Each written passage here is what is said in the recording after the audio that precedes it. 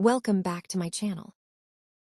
आज आपण या व्हिडिओमध्ये सारिवा प्लांट्सबद्दल जाणून घेणार आहोत.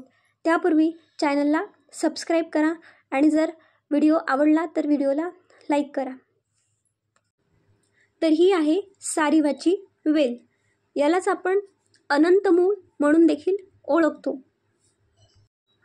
सारिवाचं लॅटिन नेम आहे हेमिडेस्मस इंडिकस. तर फॅमिली आहे ॲस्केल्पिडिएसी. तर गण आहे स्तन्यशोधन, पुरुष संग्रहणीय, ज्वरहर इत्यादी. हे चरकांनी सांगितलेलं आहे. तर सुश्रुतांनी सारिवादी, विदारी गंधादी, वल्ली पंचमूळ इत्यादी गणामध्ये समावेश केलेला आहे. सारिवाचे 2 प्रकार आहेत, कृष्ण सारिवा आणि श्वेत सारिवा. तर सारिवासाठी पर्यायी शब्द आहेत उत्पल सारिवा, गोपवल्ली, गोपी, गोपकन्या, अनंता, चंदना, धवल सारिवा, श्वेता, सुगंधा इत्यादी. तर मराठीमध्ये आपण अनंत मूळ म्हणून ओळखतो. सारिवा. सारिवा या शब्दाचा अर्थ आहे दोषांचा नाश करणे. दोषांचा नाश करते म्हणून याला सारिवा म्हणतात. तर श्यामा, कारण याचा वर्ण हा श्यामवर्ण असल्यामुळे याला श्यामा म्हणतात. तर याला चंदना देखील म्हणलेला आहे व सुगंधा देखील म्हणलेला आहे, कारण यामध्ये एक विशिष्ट सुगंध असतो.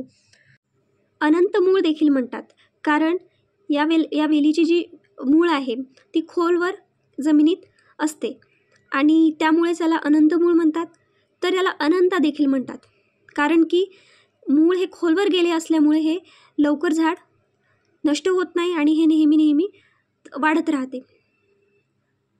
आता स्वरूप बघू. तर ही एक वेल आहे. याचे जे पुष्प आहेत ते गुच्छात उगवणारे असते, मंजिरी स्वरूप असते. याचे जे पानं असतात ती भिन्न भिन्न आकाराची असतात. याला फळ हे आतमध्ये महू, कापूस व चपटे बी असणारे असते. याचे जे मूळ असतात ते वरून तांबूस व आतमध्ये पांढरे असे असते. याचे जे ओले मूळ असतात यांना कापरासारखा वास येतो. तर आता उपयुक्तांग बघू. तर याचे उपयुक्तांग आहे मूळ, उत्पत्ती स्थान. तर हे भारतामध्ये सर्वत्र आढळते. आता रासायनिक संघटन बघू. तर याच्या मुळामध्ये तेल असते जे की उडनशील असते. याशिवाय बिसिस्टेरॉल, राळाम्ल, वसाम्ल, कीटोन, सॅपोनिन इत्यादी यामध्ये घटकद्रव्य असतात. आता गुण बघू. तर रस आहे मधुर आणि तिक्त, विपाक आहे मधुर, वीर्य आहे शीत, प्रमुख गुण आहेत गुरु व स्निग्ध. आता दोषघ्नता बघू. तर मधुर, स्निग्ध, गुरु हे गुण असल्यामुळे वातशामक आहे. मधुर तिक्त रस असल्यामुळे, शीतवीर्यामुळे पित्तशामक आहे. यामध्ये किंचित तिक्त रस असल्यामुळे कफशामक आहे. व मधुर, स्निग्ध, गुरु हे गुण असून देखील तिक्त अनुरसामुळे कफ प्रकोप करीत नाही. आता अभ्यंतर कार्य बघू. सर्वप्रथम अन्नवह व पुरुषवह स्त्रोतसावर कसे कार्य करते ते बघू. तर यामध्ये तिक्त रस आहे, त्यामुळे हे रुचिकर आहे, दीपन व पाचन कार्य करते. ज्यामध्ये अरुची, अग्निमांद्य या आजारावर याचा उपयोग होतो. यामध्ये गुरुगुण आहे, त्यामुळे अनुलोमन कार्य होते. त्यामुळे ग्रहणी, प्रवाहिका यामध्ये आधमान कमी करते. त्याचबरोबर हे पित्तशामक आहे, ज्यामध्ये पित्त अतिसार, रक्त अतिसार यामध्ये सारिवेचा वापर केला जातो. आता रसवह व रक्तवह स्रोतस बघू. प्रामुख्याने सारिवाचा उपयोग हा रक्तवह स्रोतसावर, शुक्रवह स्रोतसावर केला जातो. ज्यापैकी रक्तवह स्रोतसावर हे स्तंभन कार्य करते. ज्यामध्ये प्रदर आहे, रक्त अतिसार आहे, जे पण रक्तदुष्टीजन्य विकार आहे त्यामध्ये स्तंभन कार्य करते व रक्तदुष्टीजन्य विकारामध्ये याचा उपयोग होतो. रक्तपित्त शांतीसाठी देखील याचा उपयोग केला जातो. यामध्ये तिक्त व शीत हे गुण असल्याने रक्तगत पित्ताचे शमन होते. सारिवेचे कार्य हे ज्वरग्न आहे, दाहशामक आहे व शैत्यकर आहे. वातरक्त, उपदंश, फिरंग, जीर्ण आमवात, गंडमाला इत्यादी सर्व रक्तदुष्टीजन्य विकारात याचा उपयोग केला जातो.